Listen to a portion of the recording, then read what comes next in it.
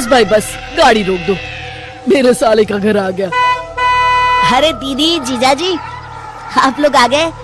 कैसे हैं जीजाजी? अरे वो सब बाद में, पहले टैक्सी वाले के पैसे चुकता कर, इसे बहुत जल्दी है। हाँ हाँ जीजाजी, मैं अभी पैसे दे देता हूँ।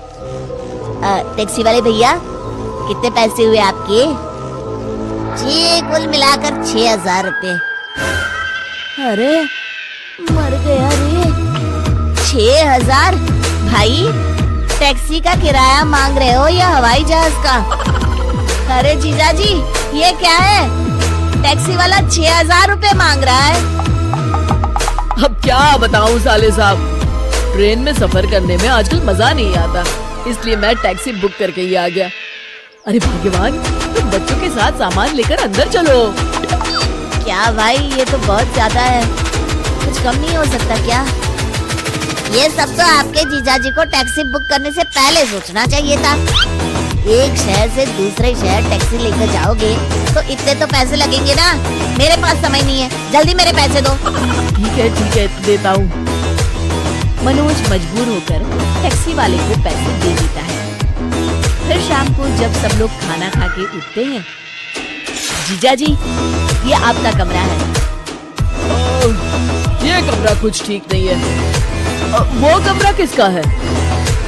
वो मेरा कमरा है। हाँ, वो कमरा ठीक है। चलो बच्चों, हम वहाँ सोएंगे। अगली सुबह, अरे मालती, मेरी कार कहाँ चली गई? आपकी कार सुबह सुबह जीजाजी बाहर घूमने के लिए लेकर चले गए। अरे जीजाजी बिना बस में भी तो जा सकते थे, अब मैं ऑफिस कैसे जाऊंगा? तभी वहाँ मनोज की दीदी रेणुका आ जाती है। अच्छा, तो अब तू अपने जीजाजी को बस में भेजेगा? अरे तू खुद बस में क्यों नहीं चला जाता? अरे लेकिन दीदी। देख मनोज, अगर तू इस तरह की छोटी छोटी बातों पर मुंह फुलाएगा ना, तो हम आज यहाँ से चले जाएंगे। हाँ। अरे दीदी, आप तो बुरा मान गई, मैं तो मजाक कर रहा था। मनोज मन मार कर बस में बैठकर ऑफिस चला जाता है। फिर रोज किसी न किसी बहाने मनोज के जीजाजी उसकी कार लेकर चले जाते थे। उधर दूसरी तरफ रेणुका और उसके बच्चे पूरा दिन मालती से खाने के लिए तरह तरह की चीजें बनवाते थे। अरे मालती, मेरा दोस्त बिल्लू आया है, आज इसके लिए बढ़िया बढ़िया खाना बनाना। जी जीजाजी। कुछ दिनों के बाद, हाय रे मेरे कंधे, मर गया रे। रोज रोज बस में लटक के ऑफिस जाना अब मेरे बस की बात नहीं है। दर्द के मारे मेरा पूरा शरीर टूट रहा है। मालती, जरा मेरे कंधे तो दबा दो। अरे सारा दिन रसोई घर में खड़े खड़े और घर की साफ सफाई करने के बाद तो मेरे हाथ पैरों ने जवाब दे दिया है। अब तो मुझसे एक मक्खी भी नहीं मारी जाएगी। इस तरह रोज शाम तक दोनों बेहाल हो जाते हैं। एक दिन, अरे भाई मनोज, मेरी दुकान पर तुम्हारे जीजाजी के पूरे 10,000 रुपए की उधारी हो गई है। भाई मैंने तो तुम्हारा मुंह देखकर उन्हें उधार दिया था, अब मेरे पैसे दे दो, मुझे बहुत जरूरी काम है। क्या?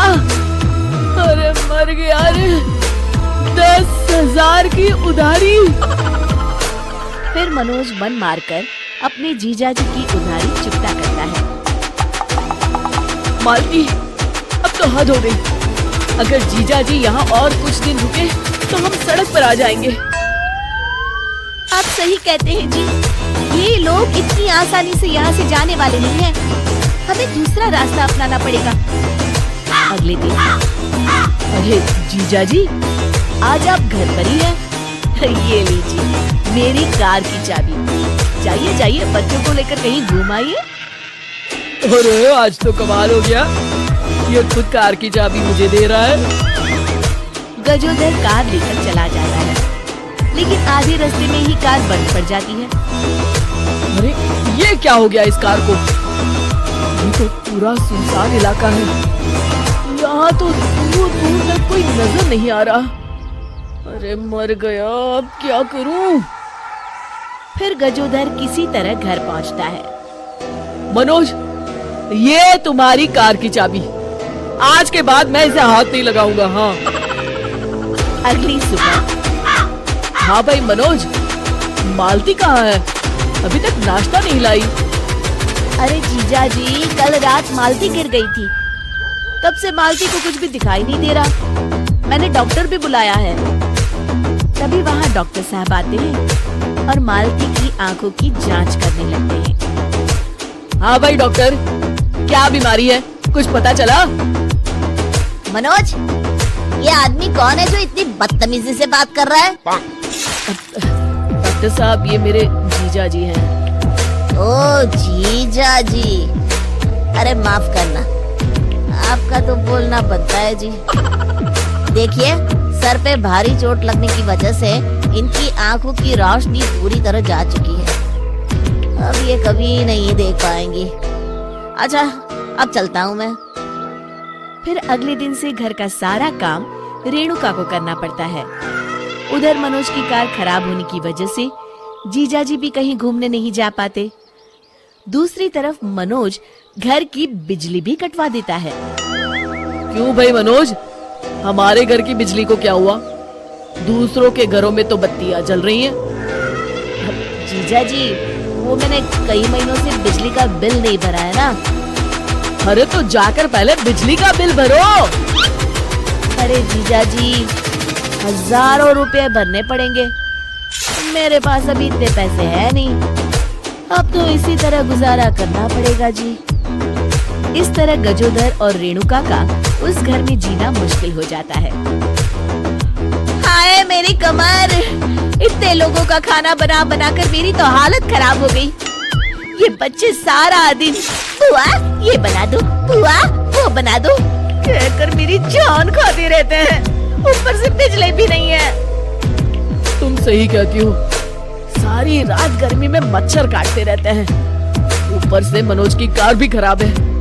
अब यहाँ रहने में कोई मजा नहीं है। मजा तो अब यहाँ रहना किसी सजा से कम नहीं है। हम कल ही यहाँ से चले जाते हैं। हाँ हाँ, कल ही चलते हैं। अगले दिन मनोज की जीजाजी और दीदी घर छोड़कर चले जाते हैं।